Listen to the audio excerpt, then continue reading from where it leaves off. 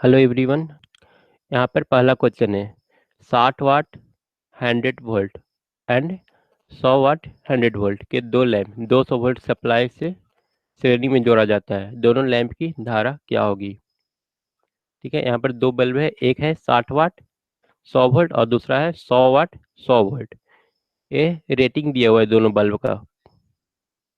ठीक है, तो पूछ रहा है कि अगर इसको हम 200 वोल्ट सप्लाई से श्रेणी में सीरीज में जोड़ दें तो दोनों की लैंप की धारा क्या होगी। तो यहाँ पर अगर कोई आंसर दे सकता है तो ठीक है, अदरवाइज मैं यहाँ पर बता दूं कि ये जो दोनों है रेटिंग गिवन है। ठीक है, क्या करेंगे, आर निकाल लेंगे। ठीक है, इसका जो रेजिस्टेंस पता चल जाएगा क्योंकि पी हम लोग को पता है। ठीक है, वी आई पता है, भी पता है, यहाँ से हम लोग वी स्क्वायर बाई आर का यूज करके आर का वैल्यू निकालेंगे। यहाँ से आर वन आएगा और दूसरा आर टू आएगा और ये दोनों सीरीज में कनेक्टेड है। तो सीरीज में जो कनेक्टेड है तो और यहाँ पर टोटल जो सप्लाई है दो हम आसानी से सोल्व कर सकते हैं। सीरीज में जो हमारा होगा करंट वो इक्वली फ्लो करेगा और जो दोनों के एक्रॉस पावर निकालना होगा तो हम लोग को यहाँ पर फिर आई स्क्वायर आर यूज कर लेंगे। यहाँ पर 60 वाट रेटिंग है, पावर 60 वाट यहाँ पर नहीं होगा, यहाँ पर भी 100 वाट रेटिंग है।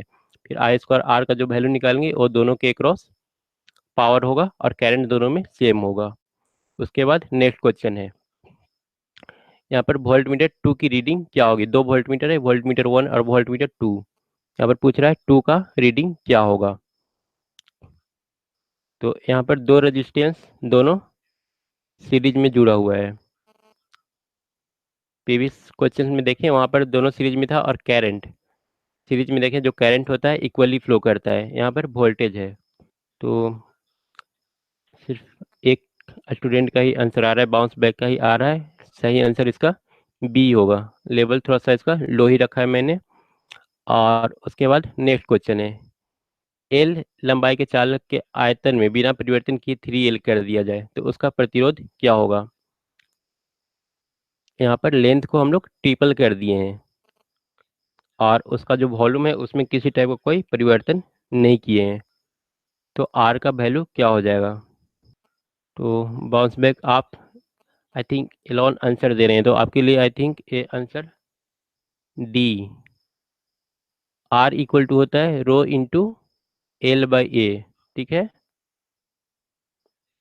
यहाँ पर एरिया में किसी टाइप का कोई चेंजिंग नहीं आया है। वॉल्यूम क्या, लेंथ वॉल्यूम होता है, तो एरिया में किसी टाइप का कोई चेंजिंग हो नहीं रहा है, सिर्फ हो रहा है लेंथ में। तो आर हम लोग क्या लिखेंगे, डायरेक्टली प्रोपोर्शनल एल। जब एल 3 गुना हो जाएगा तो आर भी 3 गुना हो जाएगा।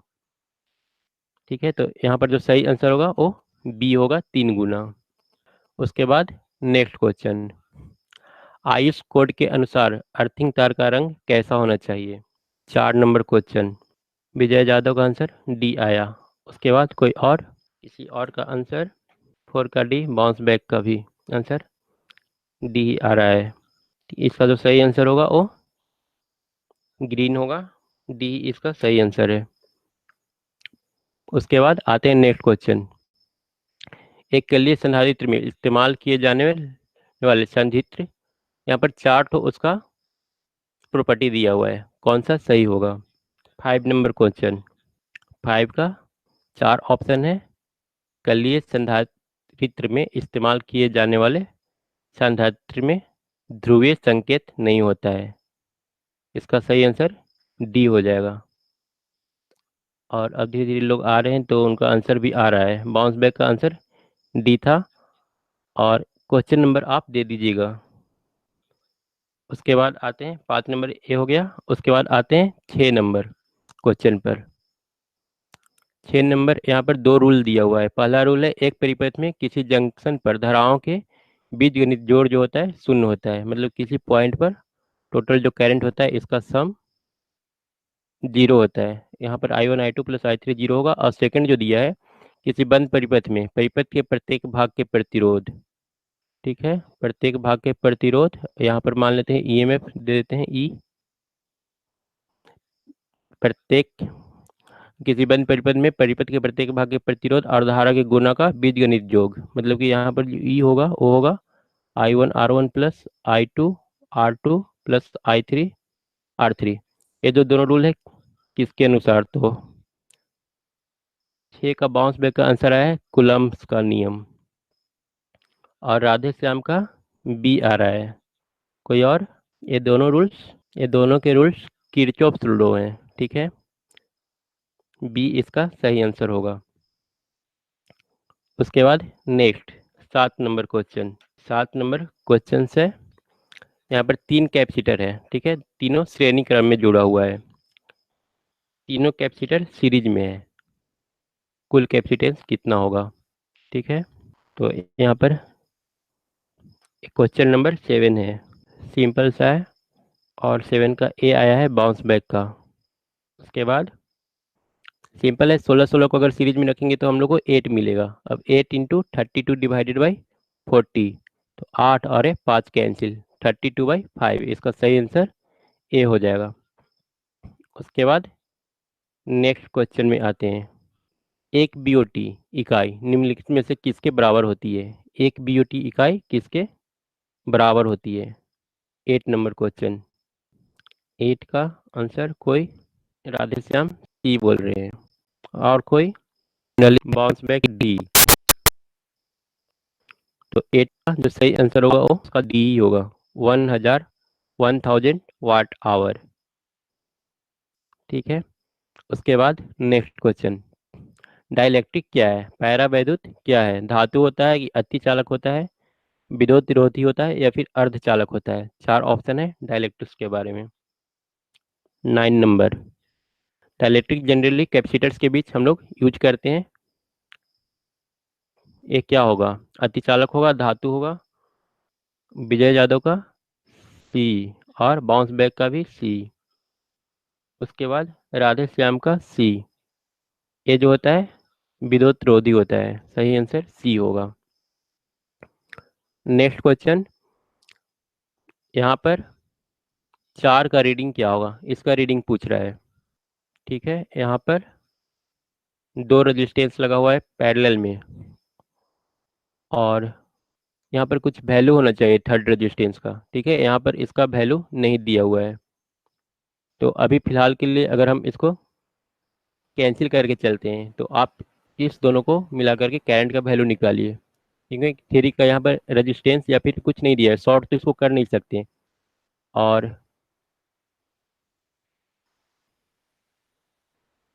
या फिर ठीक है, यहाँ पर एक क्वेश्चन सही है, ठीक है, यहाँ पर हम लोग अमीटर लगा लेते हैं, ठीक है, ये हमारा अमीटर है। अब बताना है, लेकिन नहीं, अगर इसको यहाँ पर अमीटर रखेंगे तो टोटल जो करंट होगा यहाँ से फ्लो करेगा, तो एक क्वेश्चन में थोड़ा सा फॉल्ट है। आपको सिर्फ ये 2 रेजिस्टेंस को कंसीडर करके चलना है, और अगर इन दोनों रेजिस्टेंस को कंसीडर करेंगे तो हमारा जो आई का वैल्यू हो जाएगा V/R होगा, 24/R इक्विवेलेंट। और R इक्विवेलेंट यहाँ से हम लोग निकाल सकते हैं 24 × 8 डिवाइडेड बाई, ये हो जाएगा 32। 4 और 6, अगर इस दोनों को सिर्फ कंसीडर करके चलते हैं तो हमारा जो आंसर होगा 6 होगा, जो कि ऑप्शन में नहीं है। तो यहाँ पर क्वेश्चन में कुछ फॉल्ट है, इसको हम स्किप कर रहे हैं, ठीक है। बाउंस बैक बी आंसर दे रहे हैं, ठीक है, पर बी यहाँ पर कैसे बोल सकते हैं? यहाँ पर इस जो ये जो ब्रांच है इसका हम लोग को रेजिस्टेंस नहीं पता है। उसके बाद आते हैं नेक्स्ट क्वेश्चन पर। यहाँ पर एक बैटरी को 20 ओम के प्रतिरोध से जोड़ा जाता है, ठीक है। यदि 0.75 एम्पियर का करंट पैदा किया जाता है तो बैटरी का विद्युत वाहक बल क्या होगा? 11 नंबर क्वेश्चन। 7 नंबर। यहाँ पर है, एक बैटरी को 20 ओम के प्रतिरोध से जोड़ा जाता है, यदि 0.75 एम्पियर करंट पैदा होता है तो भी का वैल्यू क्या होगा? राधेश्याम का आ रहा है आंसर ए, 20 वोल्ट। 11 का बी बाउंस बैक का आ रहा है। जो यहाँ पर ईएमएफ या भी जो होगा वो होगा I × R के बराबर, 20 × 75/100, तो ये हो जाएगा 5, और 5 से 15, जो हमारा सही आंसर होगा वो 15 वोल्ट होगा। बी आ रहा है हम लोग का सही आंसर, ठीक है। उसके बाद नेक्स्ट में आते हैं। कूलम्ब के नियम के अनुसार दो आयसों के बीच लगने वाला बल क्या होगा? कूलम्ब के नियम के अनुसार दो आयसों के बीच लगने वाला बल क्या होगा? राधे श्याम का बी आ रहा है, बाउंस बैक का डी आ रहा है, और इसका जो कूलम्ब के नियम के अनुसार अगर हम फोर्स की बात करें तो ये होता है 1/4 pi epsilon not Q1 Q2/R²।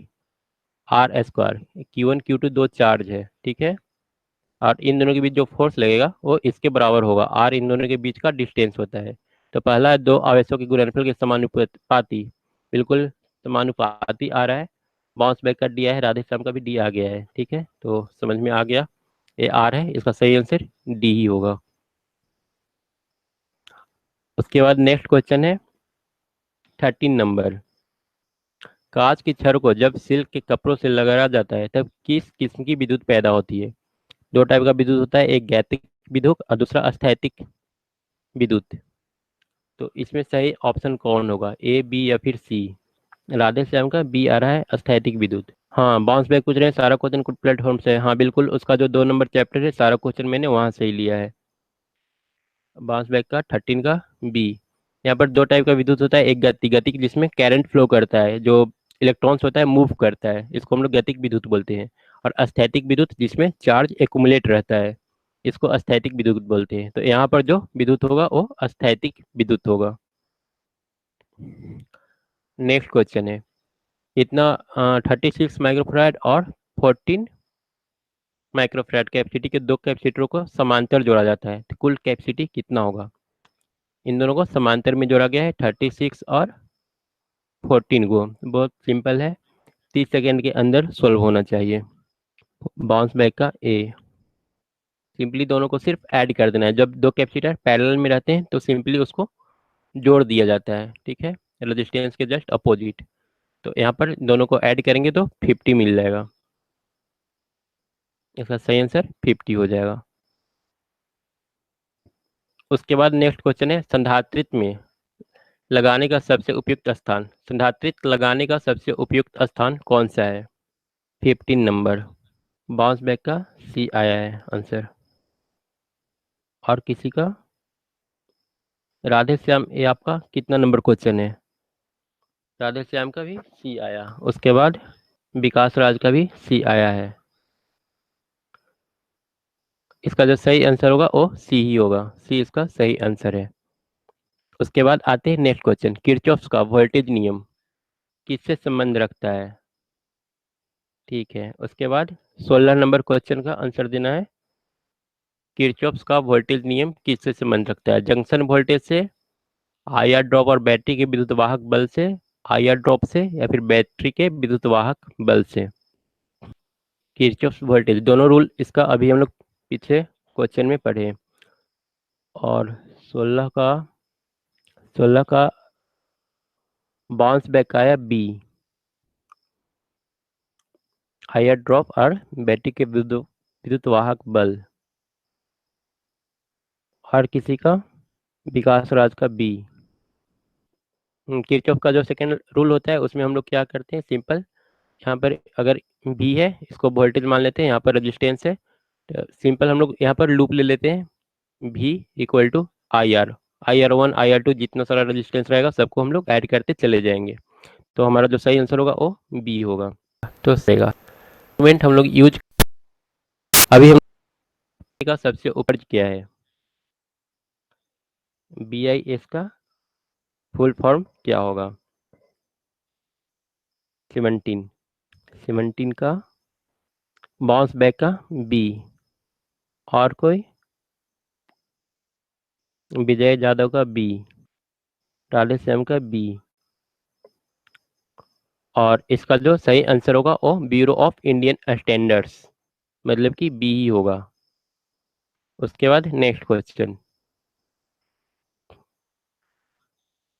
18 number, कौन सा शब्द विद्युत रोधन की प्रद्युतिक शक्ति को बताता है? डाइलेक्ट्रिक स्ट्रेंथ को। डाइलेक्ट्रिक स्ट्रेंथ से रिलेटेड कौन सा टर्म है इसमें, ए बी सी और डी में? 18 नंबर क्वेश्चन, डाइलेक्ट्रिक स्ट्रेंथ से रिलेटेड टर्म कौन सा है? बाउंस बैक का बी आंसर आया। जब हम कोई भी डाइलेक्ट्रिक मटेरियल लेते हैं तो एक लिमिट तक अगर वोल्टेज अप्लाई करेंगे तो इससे करंट फ्लो नहीं करेगा।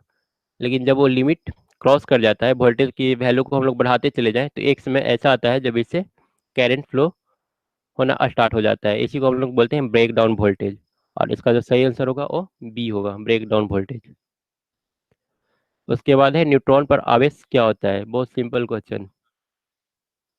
19 नंबर का, 18 का विकास राज का बी आया, सारे लोग का बी आया, अब 19 का।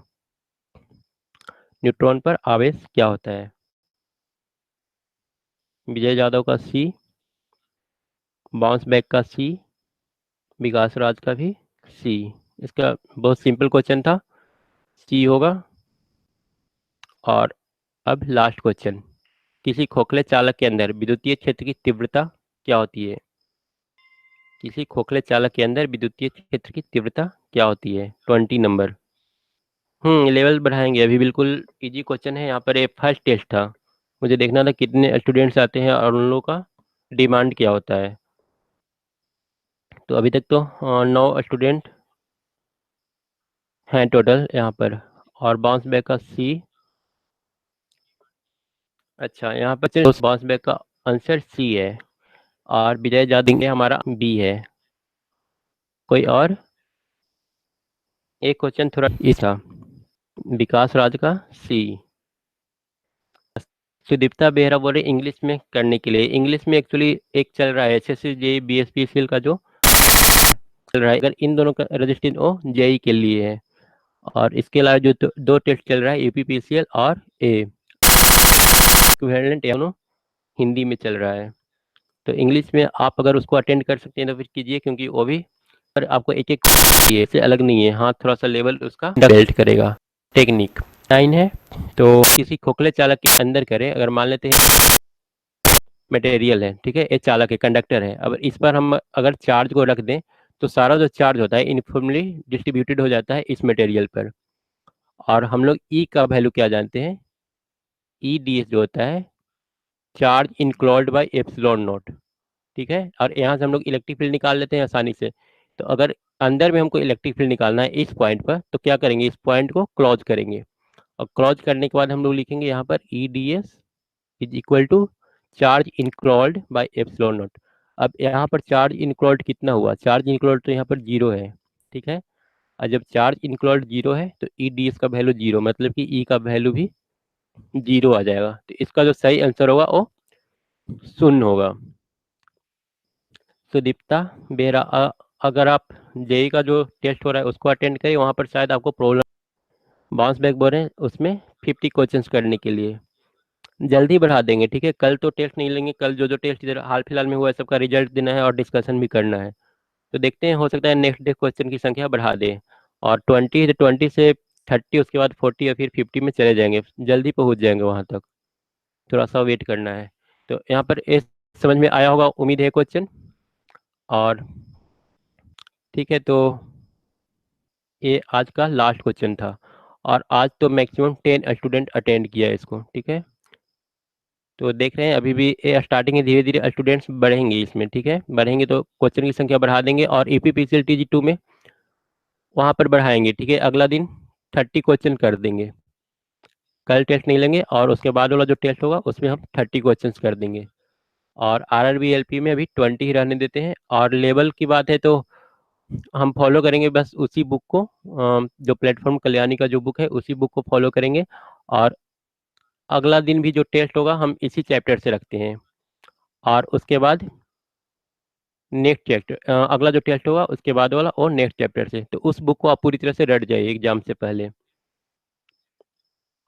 और आज के टेस्ट को यहीं पर ख़त्म कर लेते हैं, कल तो डिस्कशन का समय रहेगा, उसके बाद फिर नेक्स्ट अगला दिन, कल ही हम डेट दे देंगे, मतलब टाइम दे देंगे सारा टेस्ट का, कौन सा टेस्ट कितना बजे होगा और सिलेबस क्या रहेगा। बाउंस बैक बोल रहे हैं सब हो गया, मतलब उसका मतलब पूरा डिटेल समझ में नहीं आ रहा है। तो आज के इस लेक्चर को ख़त्म करते हैं यहीं पर। और अगर किसी को वीडियो के बारे में कुछ मतलब और कमेंट करना है तो क्वेश्चन के पैटर्न को अगर कुछ चेंज करना चाहते हैं तो बोल सकते हैं, ठीक है। नेक्स्ट जो होगा उसमें हम लोग देखेंगे, किसी भी टाइप का चेंजिंग चाहिए तो वो कमेंट बॉक्स में लिख सकते हैं।